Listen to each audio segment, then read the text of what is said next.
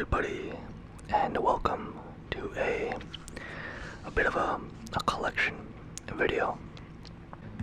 This will mainly be a collection video, focusing on the various political books that I have, books on politics, or biographies of politicians, or books regarding specific political events. And I figured I'd start out with a collection within a collection, that is Reagan-related books. I've got quite a few, and I had a bit of, well, not really an obsession, it's more like I expressed to my grandparents, or very right-wing, very conservative, very Reagan Republicans, that, you know, I had an interest in politics, and that I thought Reagan was pretty cool, and they bought me a lot of books on him, and it became a fairly common Christmas or birthday gift to get a Reagan book. I think the only books on Reagan that I bought myself or selected on my own, I'll come back to those, but I know for a fact these came as a set and were a gift. I'm fairly sure that I selected this one on my own, as well as this book of photographs of Reagan. But I had and still do have a decent interest in American history, and to a much lesser degree, politics. For the most part, I think politics are fairly useless. I subscribe to Nietzsche's idea that argument is for those who cannot act, and I find the act of arguing about views and beliefs to be mostly a waste of time.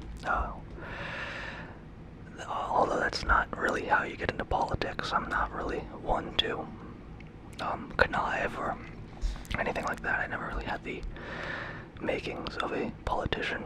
No money, no influence. My family was a bunch of nobodies and still is, me included. But I do have quite the interest in history and politics to a lesser degree. But to begin, this was a gift, and the first book on Ronald Reagan that I had or received, and I've read a fair amount of it. I think I've read past where he shoots the film Bedtime for Bonzo with a fucking chimp, but this was a fairly, honestly, a decent book. A lot of these books that I'm about to present, I really haven't read too much of. I keep them around, thinking I will read them at some point or another, but I just never seem to find the time. Looks like he's mentioning Jimmy Carter here. The only thing I know Jimmy Carter for is his appearance in King of the Hill. But here's something that will be more interesting than talking mad shit about little Jimmy Carter. The illustrations. I think I'm gonna chew on some gum in this episode as well.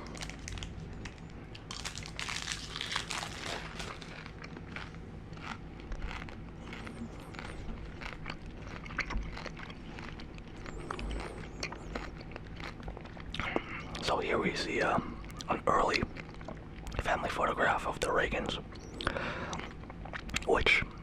in which Reagan earned the nickname Dutch Boy or Dutchman from that ridiculous bowl cut that his parents forced upon him.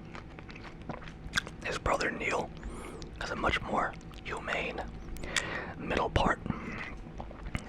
In an interesting aside, my uncle, when he was about Reagan's age in this photo, had a very similar haircut.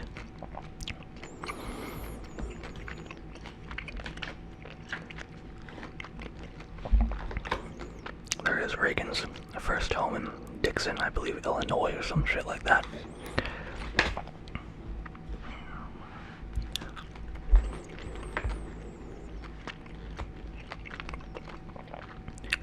The Dixon high school football team, when I was a freshman and still 5'3" and just over 108 pounds. I am the fourth from the left on the bottom row. My brother is third from the right in the last row. So that's Nixon's brother, Reagan's brother. 2, 3, 4, and there's Ronnie himself.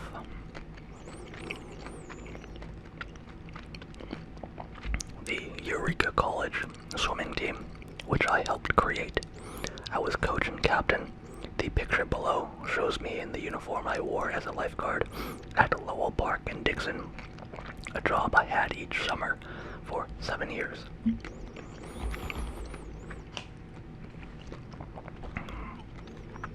In Hollywood, once I learned Warner Brothers was going to renew my first contract, I asked my parents to join me, and I bought them the first house they had ever owned. That's really nice.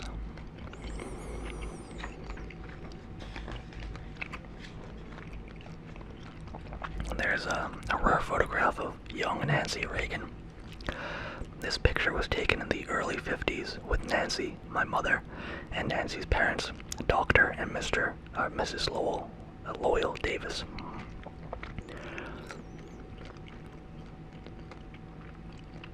I can see why he was an actor.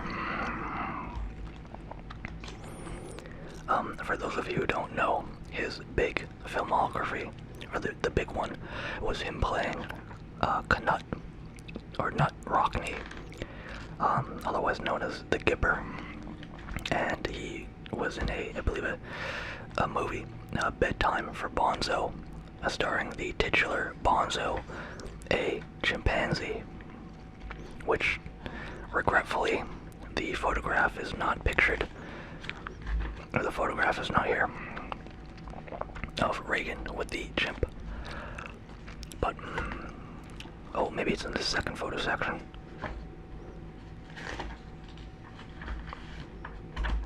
Apparently not. Bedtime for Bonzo is not important enough to make it in the autobiography, which is, admittedly, quite the tragedy indeed, because I feel like that movie overshadows his entire political career.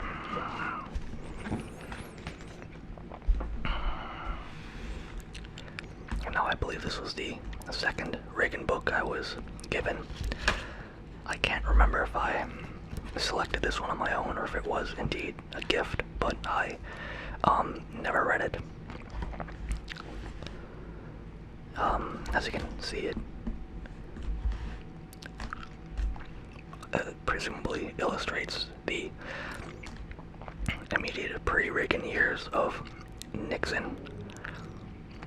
What a disaster. And Carter, and then subsequently Ronald Reagan, or just Carter, and then Reagan, and then his after effects until 2008.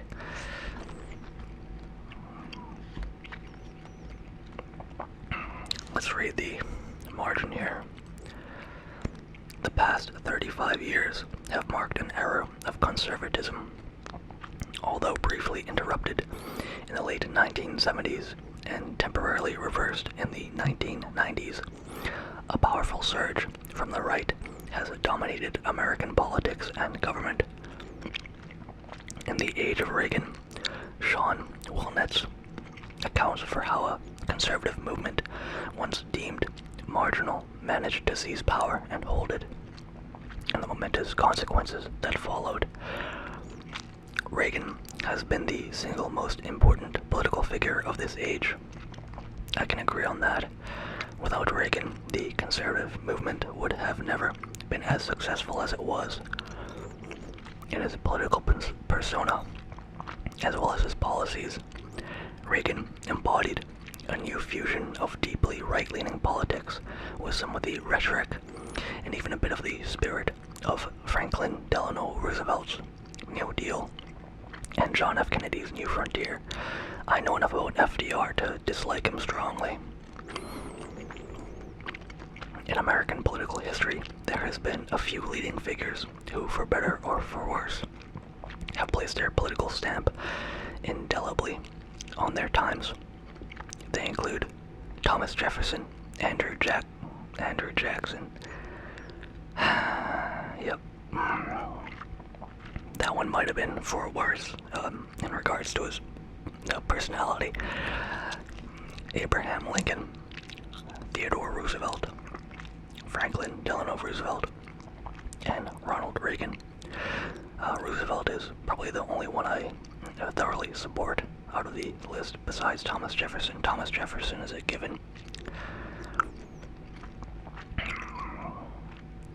Despite the fact he had some misguided idea that America would remain some sort of agrarian society. A conservative hero in a conservative age, Reagan has been so admired by a minority of historians and so disliked by the others that it has been difficult to evaluate his administration with detachment, drawing on numerous primary documents that have been neglected or only recently released to the public, as well as on emerging historical work. Willens offers invaluable revelations about conservatism's ascendancy and the era in which Reagan was the preeminent political figure. Vivid, authoritative, and illuminating from start to finish, the age of Reagan raises profound questions and opens passionate debate about our nation's recent past.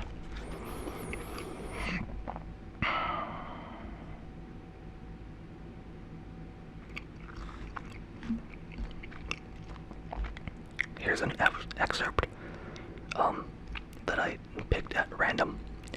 For Jimmy Carter, it was the latest sign that politically the time was out of joint.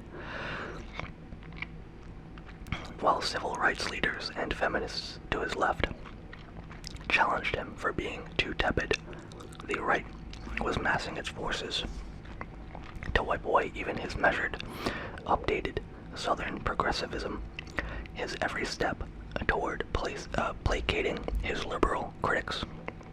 Over BACA, over federal jobs programs, and over women's issues, emboldened the conservative counter-establishment and its proliferating support groups about the political outlook for 1980. After the midterm elections in 1978, he would have to deal with a Congress that was even more polarized and decidedly more conservative than his predecessor. To make matters worse, new developments overseas suggested that the already unsettled economy was headed for far deeper trouble. Yeah, Nixon kinda set Carter up just a little bit. Nixon was a hard act to follow, I guess you could say. Make of that what you will.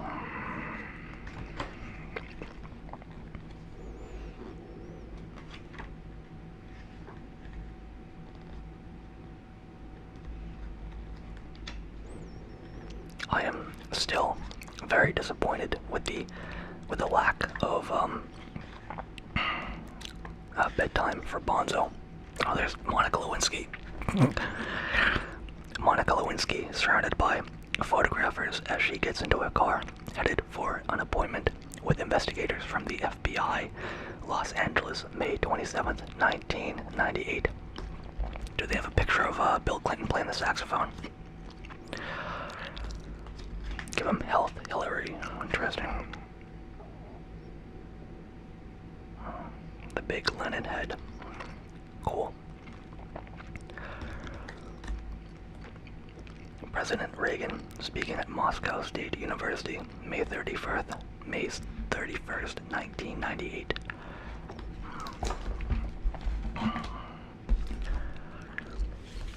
I believe this is mainly pictures.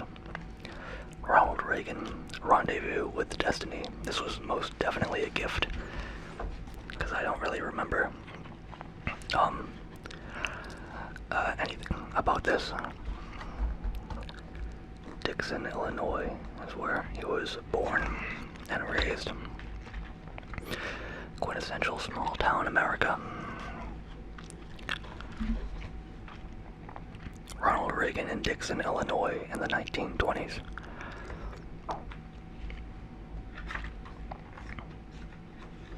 It's kind of crazy that the guy was... Yeah, here we are. One of his famous roles.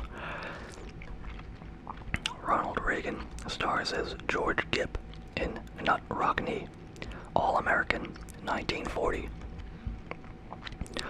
Ronald Reagan's political journey began when the Screen Actors Guild elected him president, recognizing a skilled leader and negotiator. As president of the Screen Actors Guild, Reagan took a strong stand against communism. That's Reagan and Nancy's engagement photograph. Where's the monkey? Where's the monkey? I know it's in this book. It has to be. Where's the monkey? I don't care. I'm done. I'm done being neutral and unbiased. Where's the ape? My God.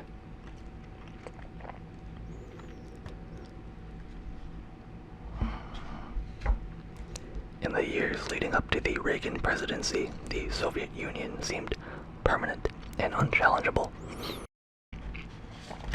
I think Hank Hill put it best. We had no idea the Soviets were incompetent.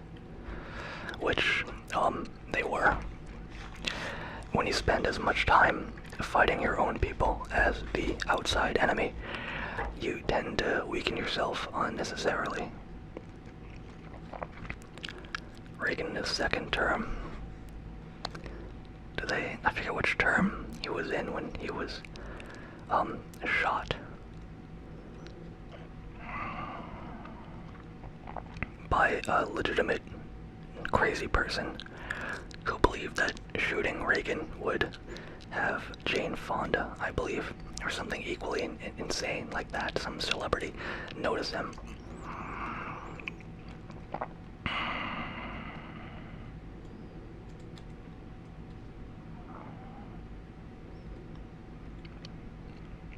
This Newt Gingrich, he looks a lot different nowadays. But that is Ronald Reagan, Rendezvous with Destiny. We can return to this illustrated book later in a separate video, but I've got quite a few political novels I want to display. And if anybody wants to have a closer look at any of these books in the future, all you have to do is leave a comment and I will be happy to oblige.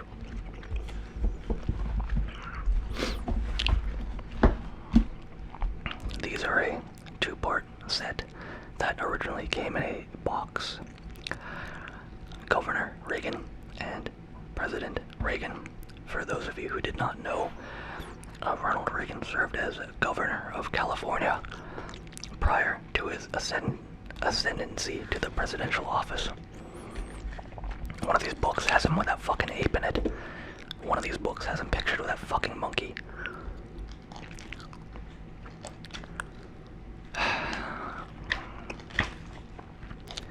My disappointment is immeasurable, and my day is ruined.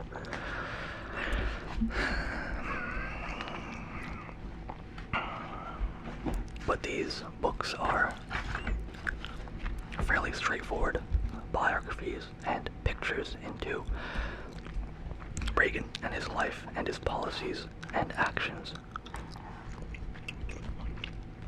This one covers a bit of his Screen Actor Guild days as well.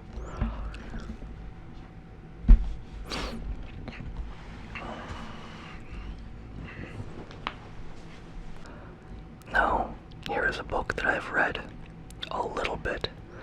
Not a lot, because I was reading another book in the same, at the same time, and I kind of just dropped this one. But if I were to come back to any one of these, novels or biographies, it would be this one. Oh man. The Book Shack, it was a thrift store buy. Mainly because I find the history of the end of the Cold War much more interesting than just a straightforward biography or autobiography of any individual, Reagan included. I've got, I think, a good number of biographies of political figures that I simply haven't touched because I find them to be relatively dull. I'm not too sure exactly why that is, but I do. Now this is a Time magazine biopic on Ronald Reagan, and originally this was going to be the focus of this video, but I reconsidered after realizing how many political novels I had, and I figured it'd be more interesting to display the novels in a video and then with viewer input go back and cover the more interesting ones.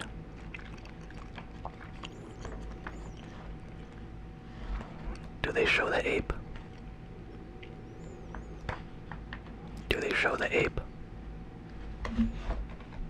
Well, there's Reagan and his, I believe that's his, the football picture, All-American, not Rockney. Where is the ape? Yes, sir. There it is. His fifth film, Bedtime for Bonzo, in 1951. The authors and scenarists have prepared the goings-on with a few professional phrases, such as inverted psychodomination, but all it amounts to is the attempt by a youthful psychology professor, Ronald Reagan, to show that a lot of people think they're born better than others, but I think it's the way they're raised. So it's a nature versus nurture movie. Very interesting. And to prove his case, he enlists Bonzo as a sort of primate guinea pig. Ronald Reagan as the professor, Diana Lynn as Bonzo's mama, Walter Selzak as Reagan's sympathetic colleague, and Lucille Barkley as the dean's cool and intellectual daughter work hard, but obviously ineffectively. They haven't a chance since Bonzo makes monkeys of them all. I would most likely watch that movie. In fact, I think I will look it up and pirate it today. And here's a closer look. Here's a closer look at the Bedtime for Bonzo.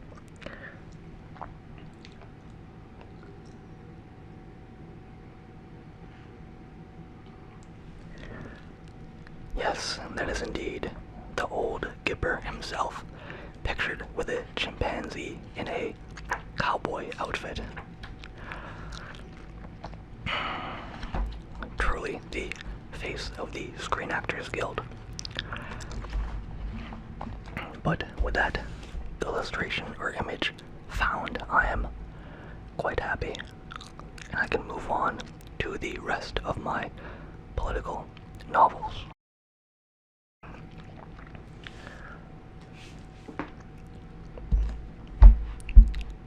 which is Ayn Rand's Atlas Shrugged. It's a very well thumbed through copy. The cover is definitely well worn.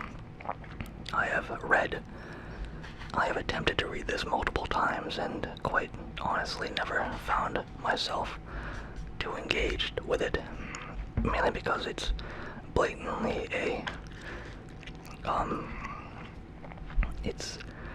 it seems like a political statement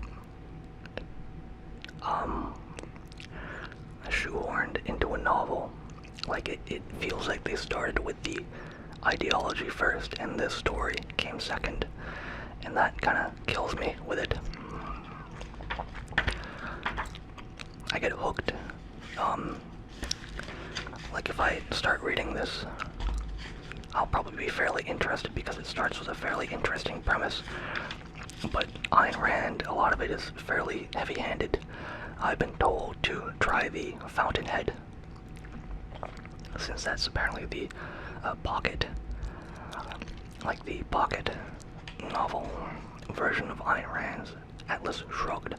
But I think I'll finally, after I'm done with Moby Dick, I think I'll knuckle down and finally try to read this. I was gifted this book by my neighbor when I was about 12 years old, and I think it disappointed him a little bit by never really reading it, and then I proceeded to never return the book. I'll read the first page, or part of it.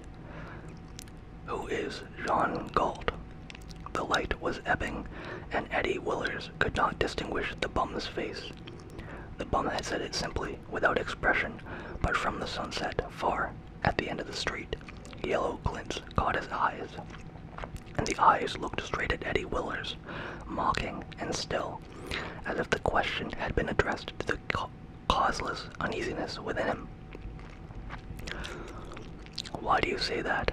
asked Eddie Willers, his voice tense. The bum leaned against the side of the doorway. A wedge of broken glass behind him reflected the metal yellow of the sky. "Why does it bother you?" he asked. "It doesn't," snapped Eddie. He hastily reached into his pocket.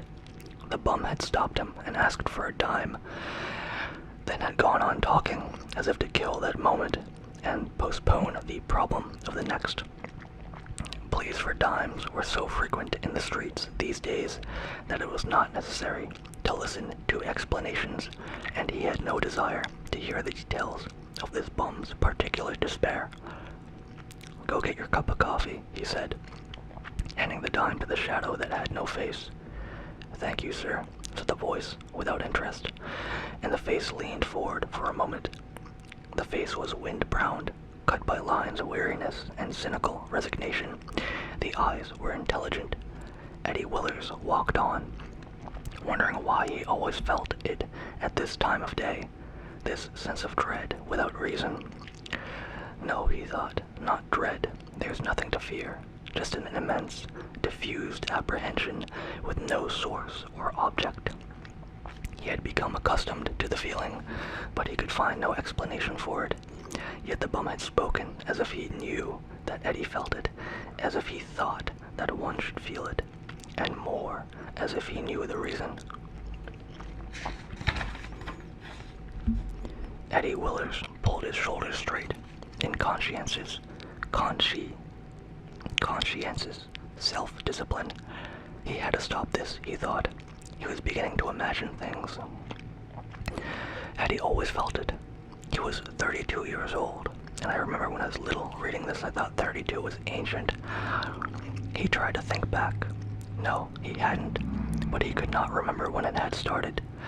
The feeling came to him suddenly, at random intervals, and now it was coming more often than ever. It's the twilight, he thought. I hate the twilight. So for anybody interested in hearing more of Ayn Rand's Atlas Shrugged, let me know in the comments. I am honestly looking for an excuse to actually finish reading this book, as it is quite a good deal thicker than the Bible, and quite a bit thicker than War and Peace as well.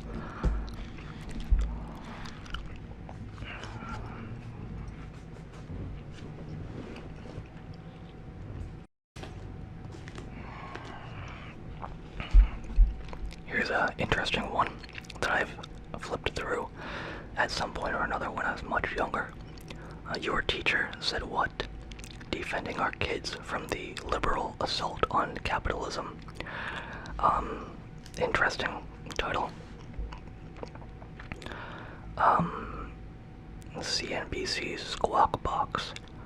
I don't listen to news, man.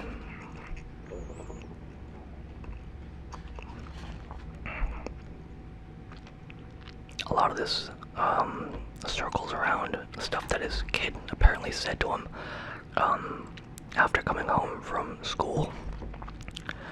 I've skimmed through this, and a lot of it, I think, might be one of those things where it's like the parent blatantly makes something up on social media for clout. To be perfectly honest, I'm not particularly inclined to read this. I did see a mention of Keynes.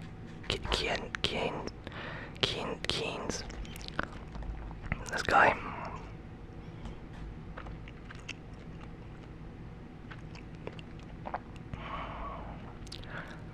I am unsure if he praises Keynes, but I most certainly do not enjoy the guy.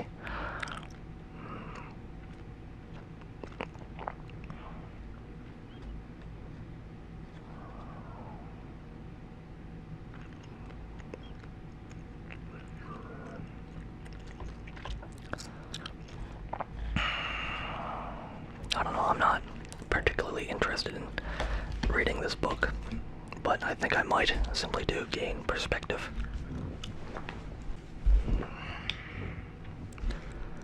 Here's a book I actually agree with.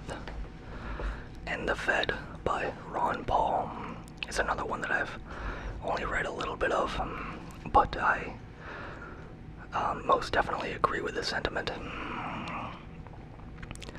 The Federal Reserve only works to enrich a select few through the creation and manipulation of capital, or money, specifically money.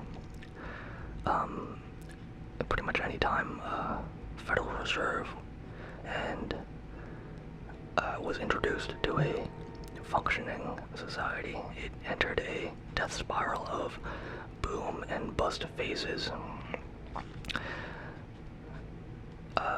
which only got worse after the separation from the gold standard, allowing essentially fiat currency to be manipulated to no end, allowing those who are in control of such a literal money printer to, who knew it, enrich themselves. I think the term is absolute power corrupts absolutely. I know for a fact if I had access to a money printer, I would be devaluing currency every day. Now this is a fairly interesting one that, once again, I unfortunately only have skimmed through a little bit. This is the complete transcripts of the Nixon tapes, the most extraordinary and revealing White House document ever made public.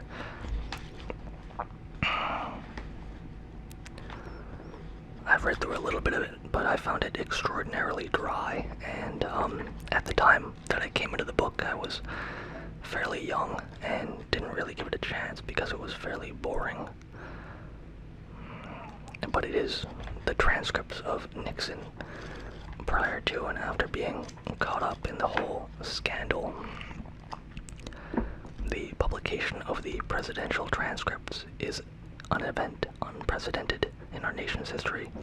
For the first time, an American president had opened the doors of the inner sanctum of executive power to the public gaze. Here are the confidential words of Richard Nixon and the controversial figures around him, including John Dean H.R. Haldeman and John Elrickman. Here are private views of public figures far different from any image that has ever appeared on the TV screen. Some of these transcripts make shocking reading for all who consider the presidential office as embodying the highest ideals of our land. Back then, that was actually a shocking revelation. Nowadays, it's more of an open secret.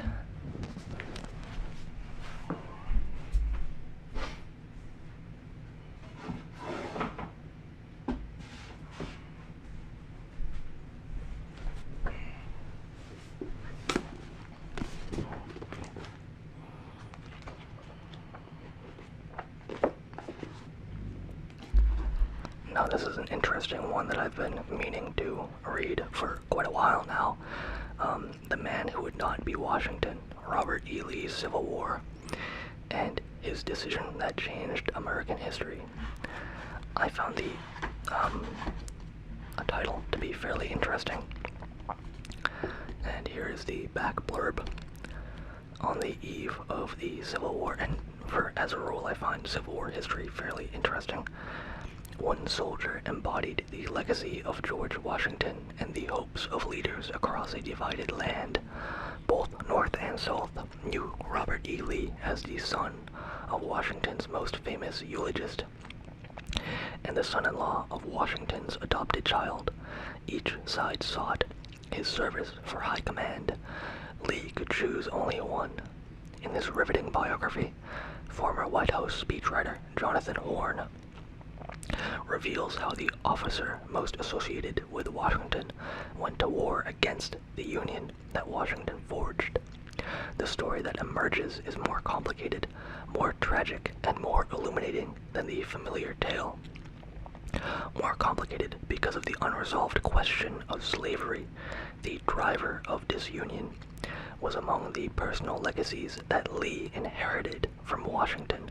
More tragic because the Civil War destroyed the people and places connecting Lee to Washington in agonizing ways, and more illuminating because the battle for Washington's legacy shaped the nation that America is today. That is on my short list of books that I need to read after I finish Moby Dick, which I developed a bit of an obsession with after seeing bits and pieces of Gregory Peck's wonderful performance in the 1956 film.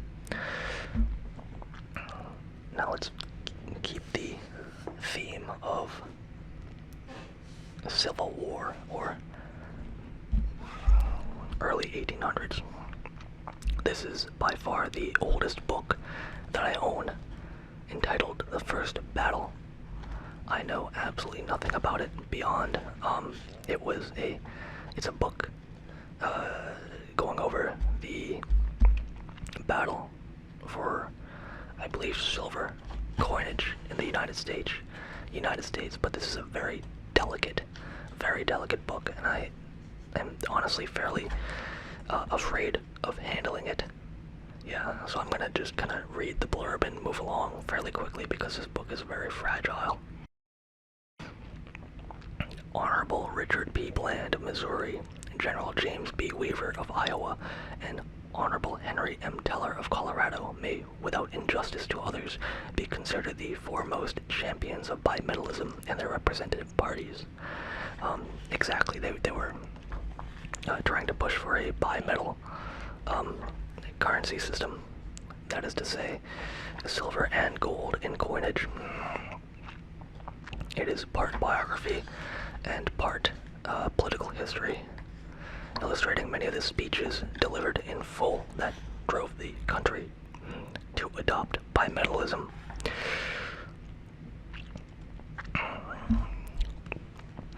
The man who has $10,000 in money becomes worth $20,000 in reality when prices fall one half. Shall we assume that the moneylenders of this and other countries ignore the advantage which an appreciated currency gives to them, and desire it simply for the benefit of the poor man and the laborer?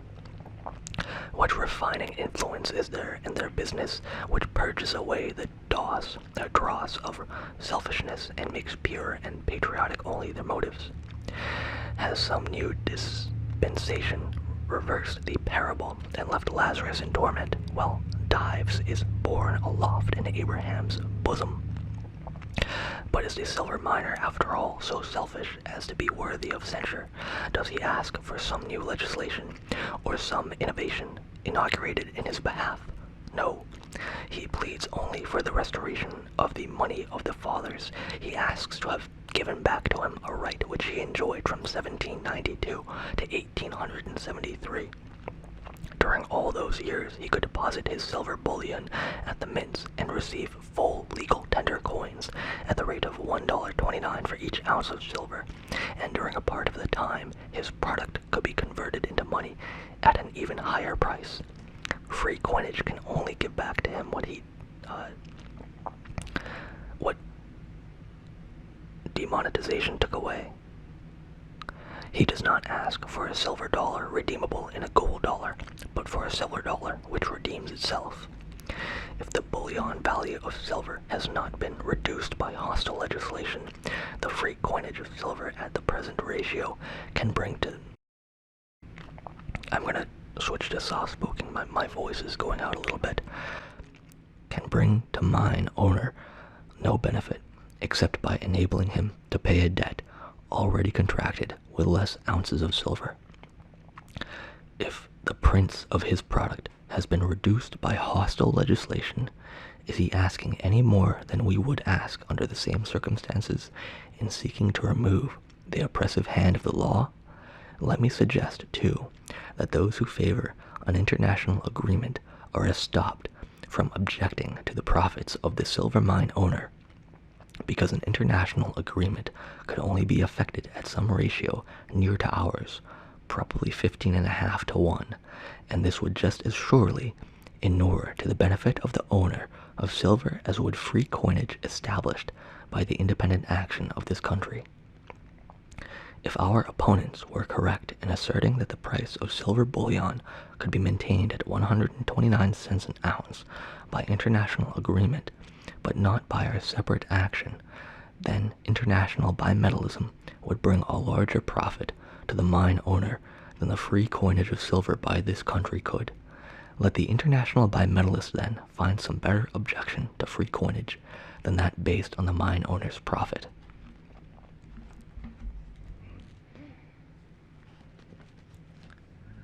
If you guys want to see more of that book, specifically, let me know. It is very old and very delicate, and I'm going to put it back on the shelf now.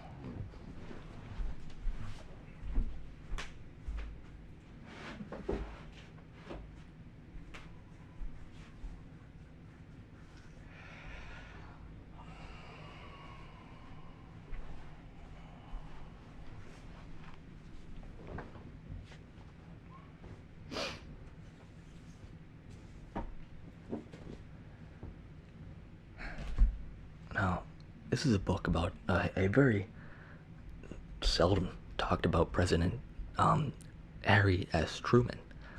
Someone I found fairly interesting, being the one who made the call to drop the bomb after finding out about it, fairly late into the war. And that is to say, probably like a day or two before he decided to drop the thing. But I always found Harry Truman a fairly interesting figure for that. But I've never bothered to actually go over this book in any great detail, which I think is unfortunate. I'm still fascinated with Truman, but I've never taken the time to actually read his autobiography, which is a bit of a disappointment to myself. There he is with Khrushchev, Nikita Khrushchev, the big dreamer. Khrushchev was a showman, among many things. Let's see if they have any more pictures of that admittedly fairly entertaining Soviet premiere. Unfortunately not.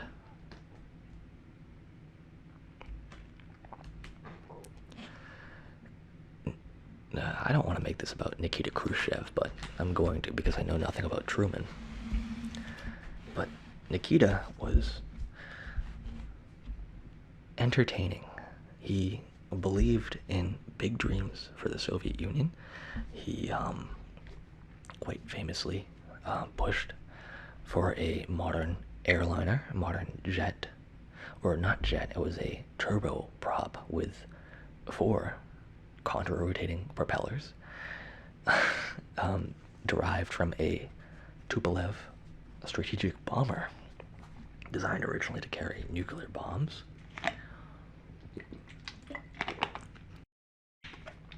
And was so adamant about never landing in America with bad optics again. He quite literally threatened his own life and those of his personal board to fly to America in that unfinished airliner. He also approved of plans. For those of you who do not know, plans are a type of ground effect vehicle. Ground effect vehicles are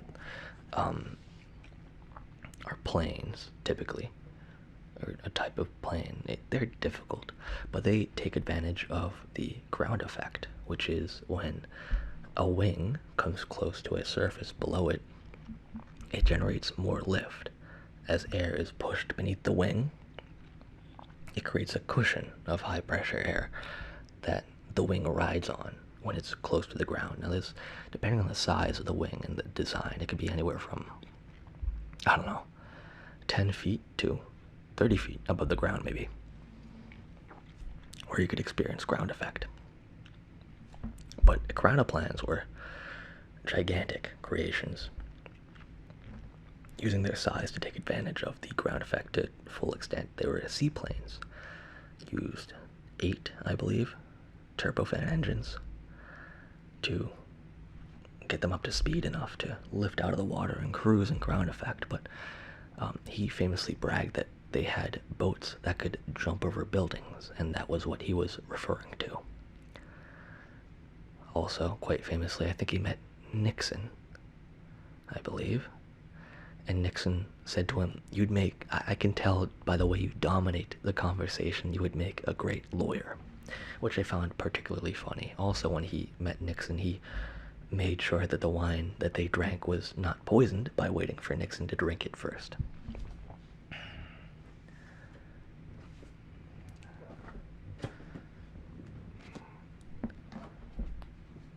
There's the oddball of my collection. I remember this is one I picked out on my own, because I thought, admittedly I never actually read the thing either, but Castro was a mysterious figure to me at the time. I knew next to nothing about Fidel Castro, and I still do know nothing about him because I never read the book. But I remember distinctly that my father, when I insisted that I wanted the book, he said I'd wind up on a watch list for buying it, but he still bought it anyway. So here I am, maybe 15 something years later, and I can probably tell you in good faith that I am indeed on many watch lists.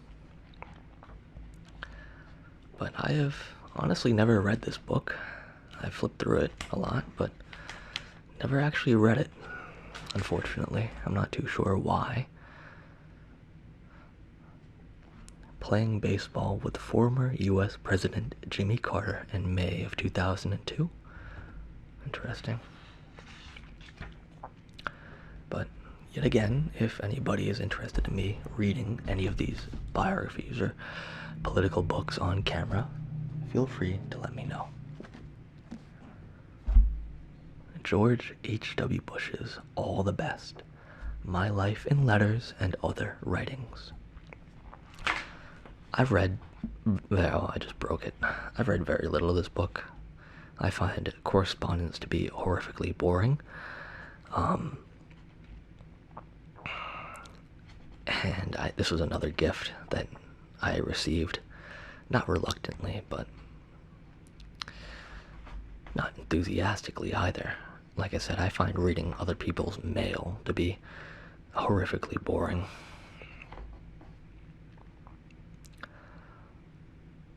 Unedited, undated diary entry. cabinet meeting of June 29th was a most unusual one. There were no other people in the room except the cabinet people themselves and Haldeman. The president was tremendously upset about leaks in government. I have never seen him more forceful or more fired up. He talked about the people in the woodwork who are trying to get the administration, the people who use their own judgment as to what to leak, all in an effort to unseat the president. He seemed firm. The president said that Haldeman would be policing these leaks and not to try to go around Haldeman, for he had the full authority of the president. The point is very well taken. How can a presidential decision be made if it is tried in the press beforehand? Leaks representing the points of view of the newspapers are often encouraged, and to the degree the president does not have the maximum flexibility, his hands are tied. I'm not too keen on reading a lot of that, but I feel like it'd make a good video because it's all dialogue, essentially.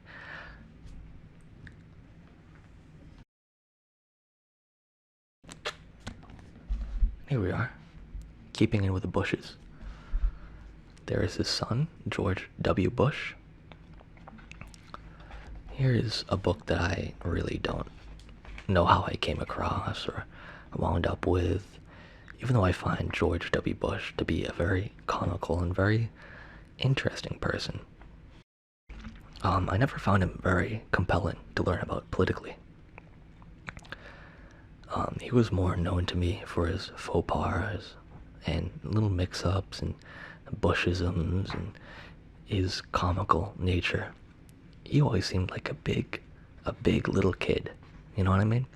Even now, because I've seen some of his videos where he paints, he always strikes me as just a big kid.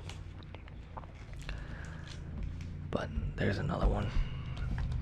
Decision points with George W. Bush. Of course, it doesn't absolve him of... Obviously, it doesn't absolve George W. Bush for making the decisions he did, but I just find him a funny character. As illustrated by this second to last book, George W. Bushisms. Let's just pick a random one, why don't we? Shirt stud. We want our teachers to be trained so that they can meet their obligations as teachers. We want them to know how to teach the science of reading in order to make sure there's not this kind of federal cufflink. I thought how proud I am to be standing up beside my dad. Never did it occur to me that he would become the gist for cartoonists. Newsweek, February 28th, the year 2000.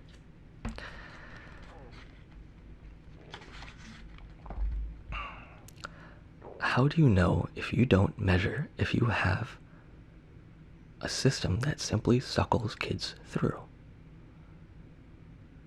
How do you know if you don't measure if you have a system that simply suckles kids through? And Governor Bush will not stand for the subsidization of failure. Prolific.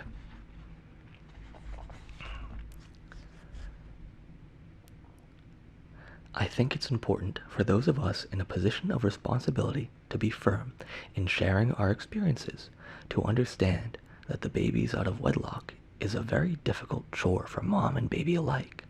I believe we ought to say there is a different alternative than the culture that is proposed by people like Miss Wolf in society. And hopefully condoms will work, but it hasn't worked. Meet the Press, November 21st, 1999.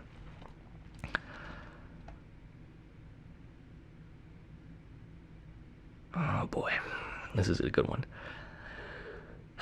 We'll let our friends be the peacekeepers, and the great country called America will be the pacemakers.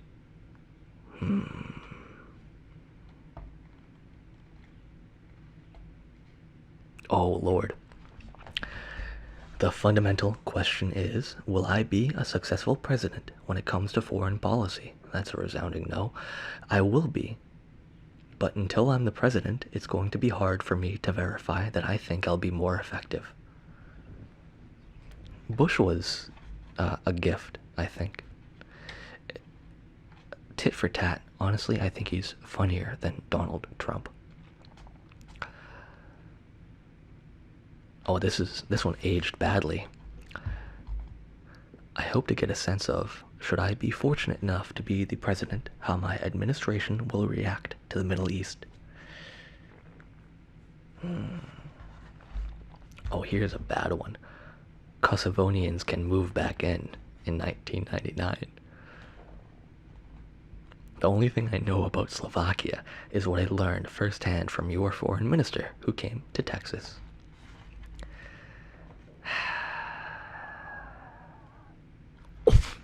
Holy moly. I think I'm going to read this entire book in a ASMR video. This is hilarious.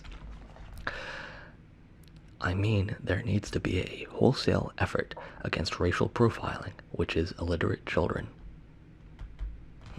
Yeah, good. Will the highways on the internet become more few?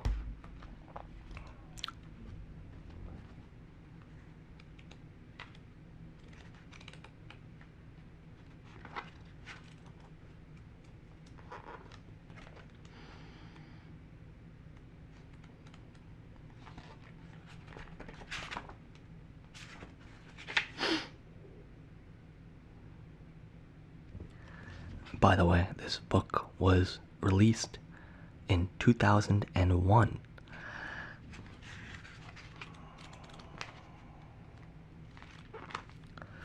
Bush was a comic well before he was in office for quite a long time. Quotas are bad for America. It's not the way America is about. If affirmative action means what I just described, then If affirmative action means what I just described, what I'm for, then I'm for it. And now, the last book that I have, and the one that made the most impact on me. I read it front to back multiple times. As you can see, it's fairly worn out. American Dreams. The United States since 1945. This book got me interested in modern American history. It, in a very concise way, but very informative way, broke down the changes in America from the bomb till, I believe, George W. Bush. I think it ended before Obama. No, Obama's in here. But this formed the basis of my leap into politics, and eventually a bit of an interest in Reagan, but that's beside the point. But this book I cannot recommend more. It is fairly balanced, as balanced as one could expect. It covers most, if not all, the important highlights of the history of modern America, and it does so in a very entertaining, and I don't mean that in a way where it's fluffed up. I mean that where it keeps you interested, entertaining, in a very entertaining way. I couldn't recommend it more. With that, I think I'll end on, I don't have a favorite quote. It's been quite a while since I've read any of this book. I think I might come back to it soon. It's been a minute. I think I'll just pick a random page. Simultaneously, he implemented the other half of his confidence-restoring campaign. The Reagan of the early 1980s differed from the Reagan of the 1960s in considering tax cuts to the indispensable element of economic revival.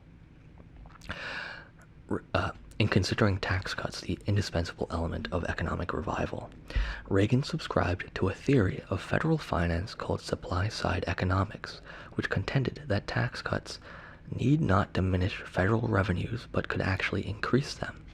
High tax rates, the supply-siders argued, discouraged economic activity and thereby reduced tax base.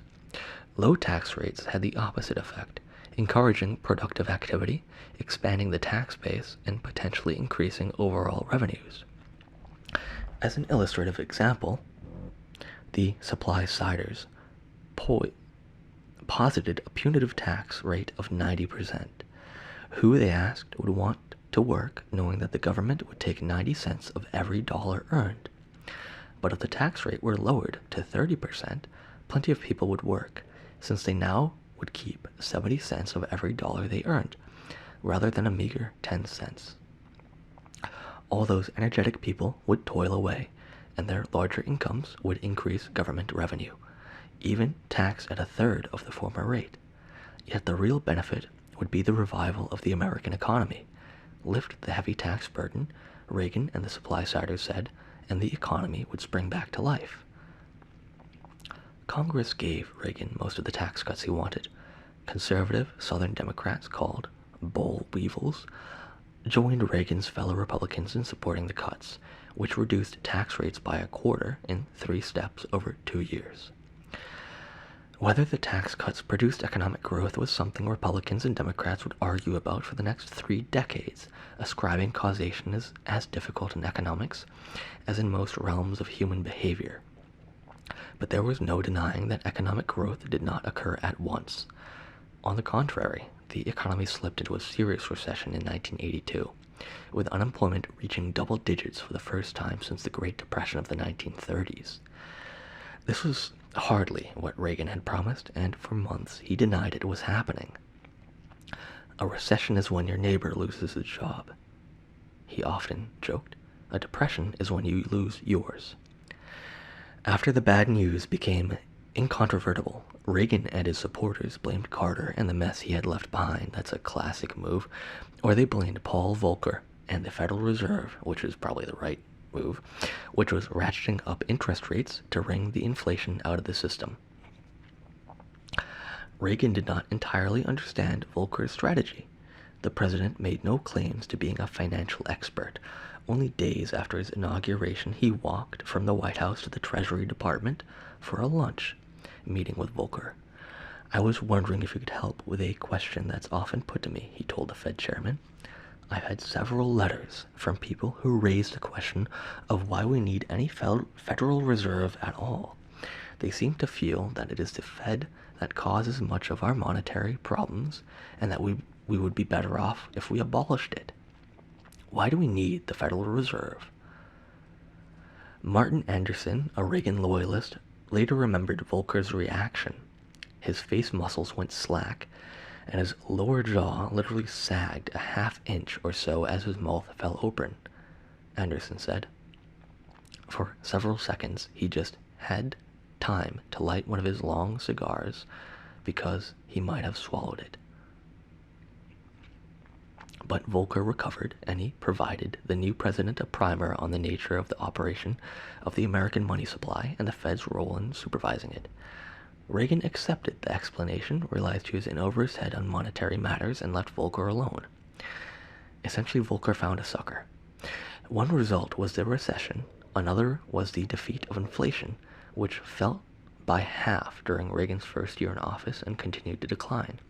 And prices and wages would not inevitably increase, or at least would not rise as fast as they had been rising. The economy corrected itself. By 1983, unemployment was down, and most positive measures of economic health were up. With that being said, I'm going to end the video here. I hope you all enjoyed, and feel free to join me next time on another look into I'm not too sure what the next video is going to be, but hopefully it'll be entertaining.